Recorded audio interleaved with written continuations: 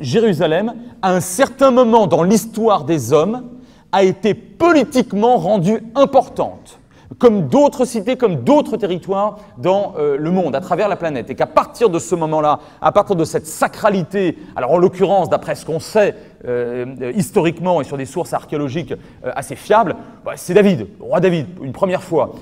Et à partir de là, cette sacralité, qui a démarré à un certain moment dans le cadre d'une volonté politique, eh bien, elle va être instrumentalisée.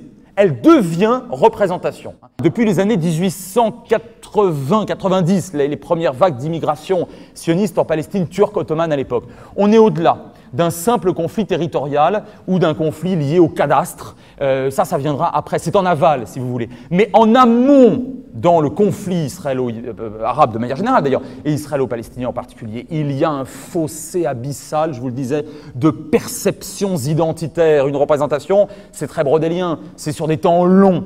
Et ça touche à l'identité. Qui sommes-nous? Comment voyons-nous? Comment baptisons-nous cette terre par rapport à la manière dont vous la voyez, par rapport à la manière dont vous la baptisez?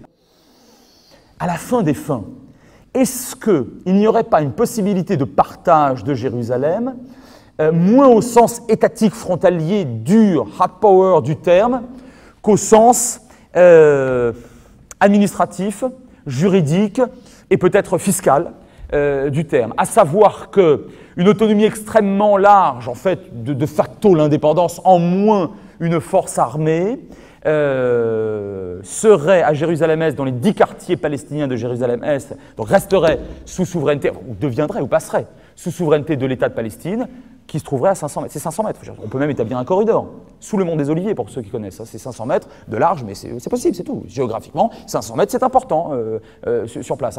Je me permets de vous indiquer que la vieille ville de Jérusalem, c'est la place de la Concorde à Paris. Donc c'est 1 km². Alors, partant de ce principe, quelques décamètres, c'est important. Il n'y avait pas de... Donc ça, c'est possible.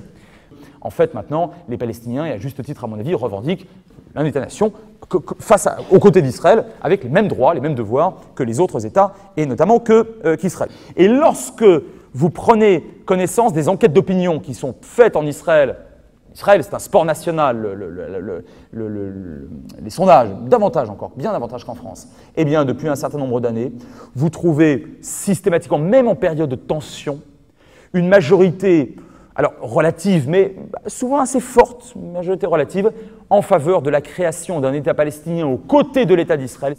Le gouvernement israélien serait bien inspiré de négocier sérieusement maintenant avec l'autorité palestinienne, dirigée par une équipe extrêmement pragmatique, beaucoup moins corrompue qu'à l'époque d'Arafat, qui construit un Naplouse, qui construit un Ramallah. J'étais récemment à Ramallah, j'ai jamais vu ça. C'est une vraie... et qui réussit, grâce à des forces de sécurité moins ubuesques que celles qui prévalaient sous Arafat, à tenir à peu près ces hommes. Je conclus, un jour une équipe de télévision française dans les années 50, juste après la guerre du Sinaï de 56, était venu voir David Ben Gourion, Premier ministre israélien.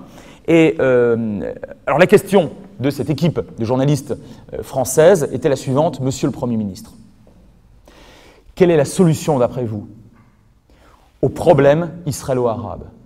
Et David Ben Gourion avait répondu: Monsieur, si vous croyez qu'il y a une solution à ce problème, c'est que vous n'avez pas compris le problème. Faisons mentir Ben Gourion.